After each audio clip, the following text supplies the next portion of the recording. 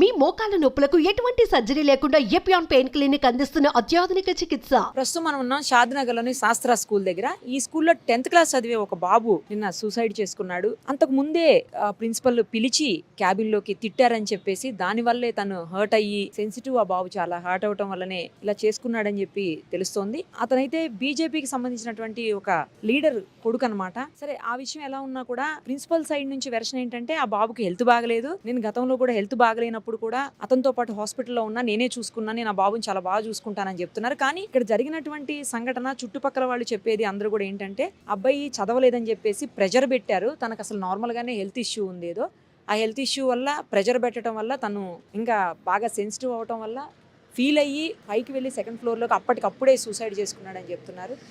ఏదైనా దారుణమైనటువంటి సంఘటన. 2nd ఫ్లోర్లోకి వెళ్ళి ఆ పిల్లోడు పడుతున్న విజువల్స్ చూస్తే ఎవరికైనా గుండె తరుక్కుపోతుంది. సీసీ కెమెరాలోవి నైట్ అంతా ఇక్కడ చాలా ధర్నాలు అయ్యాయి. ఏబీవీపీ ముఖ్యంగా వాళ్ళ ఆధ్వర్యంలోనే చాలా గొడవ చేశారు. ఆ తర్వాతనే ప్రిన్సిపల్ని అరెస్ట్ చేసి పోలీసులు కూడా పోలీస్ స్టేషన్ వరకు తీసుకుని వెళ్ళారు. ఇంకా బాబుకి పోస్ట్ మార్టం కూడా అవ్వలేదు. ఈ సంఘటన జరిగినటువంటి పరిస్థితి అంటే జరుగుతూ ఉంది పోస్ట్ మార్టం. ఈ సంఘటన జరిగిందని తెలిసిన తర్వాత వాళ్ళ మదర్కి కూడా హార్ట్ స్ట్రోక్ వచ్చిందంట. ఒక్కడే బాబు ఒకటే పాప అని చెప్తున్నారు. ఆ పాప కూడా ఇదే స్కూల్లో చదువుతుంది. బాబు 10th. సో ప్రస్తుతం మనతో పాటు ఏబీవీపీ లీడర్ సాయి కూడా ఉన్నారు. ఒకసారి ఆయనతో మాట్లాడదాం. సాయి కుమార్ గారు, మీకు తెలుసు, నిన్న మీరు కూడా ఉన్నారు ఇన్సిడెంట్ అప్పుడు. మొత్తం అంతా ఇక్కడ లోపల ఫర్నిచర్ కూడా ధ్వంసం చేశారు మీరు, మీ వాళ్ళంతా కూడా.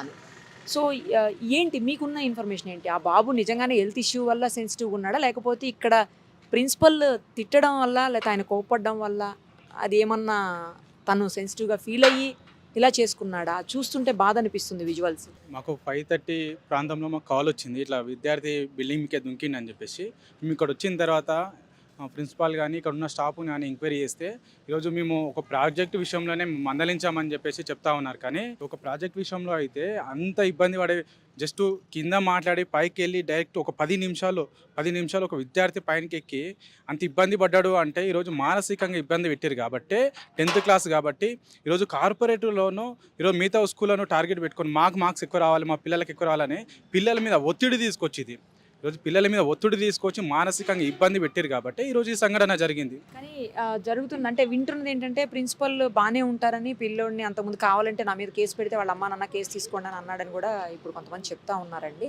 నేను అంతకుముందు అతనికి ఏదో హెల్త్ ఇష్యూ వస్తే కూడా నేనే దగ్గరుండి చూసుకున్నాను కూడా ప్రిన్సిపల్ మాట్లాడుతున్నటువంటి పరిస్థితి ఉందంటున్నారు. హెల్త్ ఇష్యూ అనేది అబ్బాయికి లేదనేది ఫాదర్తో కూడా మేము మాట్లాడినాం. హెల్త్ ఇష్యూ ఎలాంటిది కూడా లేదు.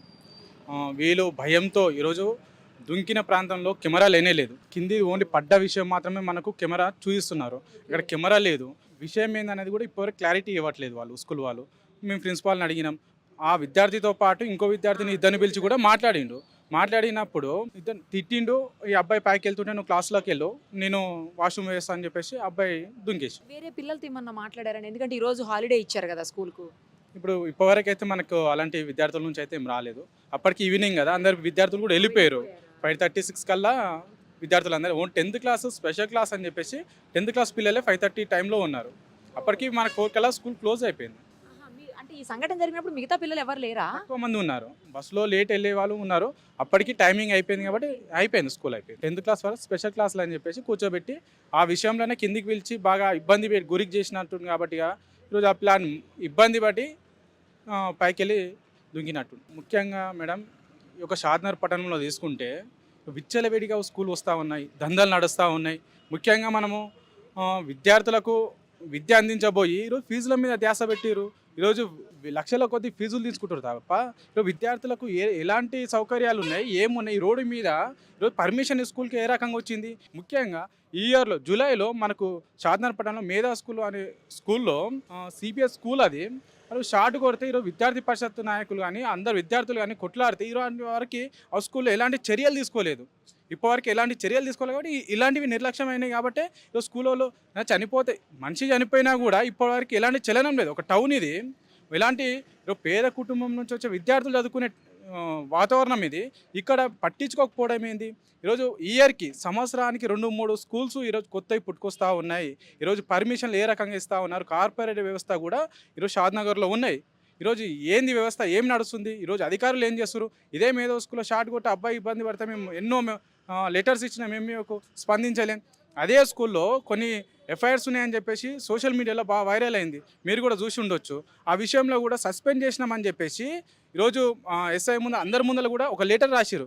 కానీ ఈరోజు మళ్ళీ కంటిన్యూగా ఆ స్కూల్లో రన్ అవుతూ ఉంది. ఎంఈఓ కూడా చెప్పినాం, సార్ ఒక 9th క్లాస్ 10th క్లాస్ అమ్మాయిలు ఈరోజు గేటు దగ్గరకు వచ్చి ఐడి కార్డు ఇట్లా వాటని పట్టుకున్నాను చెప్పిన తర్వాత కూడా పట్టించుకోలే. ఈరోజు స్కూల్లో రన్ అవుతూ ఉన్నారు. ఈరోజు అధికారుల నిర్లక్ష్యమే కదా ఈరోజు విద్యార్థులు చనిపోవడానికి కారణము. ఈరోజు షాద్నగర్లో ఎన్నో స్కూలు వస్తూ ఉన్నాయి అంటే ఈరోజు ఏం చేస్తూ ఉన్నారు అధికారులు. ఈరోజు ఈ గ్రౌండ్ లేదు, ఏం లేదు. ఈ రోడ్డు మీద మీరు చూడండి, వాతావరణం కూడా ఏ పార్కింగ్ కూడా లేదు. ఈరోజు ఓన్లీ డబ్బు కోసం మాత్రమే స్కూలు దందా నడిపిస్తూ ఉన్నారు. చూశారు కదా, స్కూల్లోకి అయితే ప్రస్తుతం మనల్ని అలౌ చేయట్లేదు. అడిగితే పోలీసులు ఏం చెప్తున్నారంటే క్లూస్ టీమ్ రావాలని. ఆల్రెడీ నైట్ ఒక క్లూస్ టీమ్ వచ్చిపోయిందంట, మళ్ళీ ఇంకో క్లూస్ టీమ్ వస్తుందని చెప్తున్నారు. ఇంకోసారి ఈ బిల్డింగ్ కూడా ఒక్కసారి మీరు చూడండి, మొత్తం కమర్షియల్ ఎస్టాబ్లిష్మెంట్స్ ఉన్నాయి. బిల్డింగ్లో పైన అంతా కూడా కమర్షియల్గా నడుస్తూ ఉంది. పక్కకు మాత్రమే ఒక పార్ట్ మాత్రమే స్కూల్ ఉంది. ఆ స్కూల్లో నాకు తెలిసి అసలు గాలి వెలుతురు కూడా సరిగ్గా వచ్చేటువంటి పరిస్థితులు లేవు. ఇందాకే మనకి సాయి గారు చెప్పినట్లు ఎలా పడితే అలా పర్మిషన్స్ ఇచ్చేయటం, ఇక్కడ కనీసం పార్కింగ్ లేదు. లోపలికి ఎంట్రీ కూడా చూడండి ఎంత తక్కువ ఎంట్రీ ఉందో.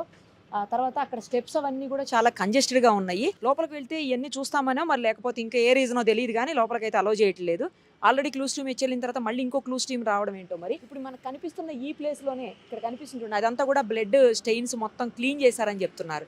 అప్పటికప్పుడే స్కూల్ వాళ్ళు కనీసం పోలీసులు కూడా రావడానికంటే ముందే వాళ్ళు క్లీన్ చేసి పడేశారట. పైనుంచి 2nd ఫ్లోర్ నుంచి అక్కడ పడ్డాడు అబ్బాయి. కింద ఉన్న సీసీ కెమెరాలు రికార్డ్ అయిన తప్పించి పైన సీసీ కెమెరా కూడా లేదు. యాక్చువల్లీ పైన ఒక సీసీ కెమెరా ఉన్నా తను వచ్చేది అవన్నీ కూడా రికార్డ్ అయ్యాయి, ఏం జరిగింది అనేది కొంచెం ఇంకా క్లారిటీ వచ్చి ఉండేది. బట్ అలా కూడా లేదు, డైరెక్ట్ పడ్డము కింద ఆ సీసీ కెమెరాలు రికార్డ్ అయిన విజువల్స్ మాత్రమే మనం చూడగలుగుతున్నాము. ఆ అబ్బాయితో పాటు వేరే అబ్బాయిని కూడా పిలిచి తిట్టారని కూడా తెలిసింది. తను మాత్రం క్లాస్లోకి వెళ్ళిపోయాడు. ఈ అబ్బాయే వెనక్కి వచ్చి ఇలా చేసుకున్నాడని చెప్తున్నారు. ఏది అయినా కూడా పిల్లల మీద ఒత్తిడి చేయటం అనేది మాత్రమే మనకు కనిపిస్తూ ఉంది. ఇప్పుడు సాయి గారు చెప్పారు మనకు అదే మాట. ఫీజులు, అలాగే వాళ్ళు ముందున్నారా వెనకున్నారా, ఎన్ని ర్యాంకులు వచ్చాయి, పిల్లల కెపాసిటీ ఏంటి, పిల్లలు చదవగలరా లేదా, ఎక్కువ ప్రెజర్ చేస్తే వాళ్ళు ఏమన్నా మెంటల్గా స్ట్రెస్కి గురవుతారా, ఇవన్నీ కూడా ఆలోచించేటువంటి పరిస్థితులు. కేవలం ర్యాంక్ రావాలి, మా స్కూలు నెంబర్ 1 ప్లేస్లో ఉండాలి, ఇంకొక 100 మంది నెక్స్ట్ ఇయర్ ఇప్పుడున్న దానికంటే ఎక్స్ట్రా 100 మంది జాయిన్ కావాలి, ఇదే కనిపిస్తుంది తప్పించి కనీసం పిల్లల గురించి ఆలోచించేటువంటి పరిస్థితులు కొన్ని స్కూల్స్లో మాత్రం కనిపించట్లేదు. నేను అన్ని స్కూల్స్ అని చెప్పలేను కానీ మ్యాక్సిమం స్కూల్స్ మాత్రం ఇలాగే ఉన్నాయి. ఫీజులు, వాళ్ళ మీద ప్రెజరు, ర్యాంకులు, ఇదే పరిస్థితి ఉంది. సో పేరెంట్స్ నుంచి కూడా ఒత్తిడి ఉందేమో కొన్ని చోట్ల, మరి తెలియదు. అన్ని సందర్భాల్లోనూ పేరెంట్స్ నుంచి ఒత్తిడి ఉంటుందని కూడా మనం అనుకోలేము.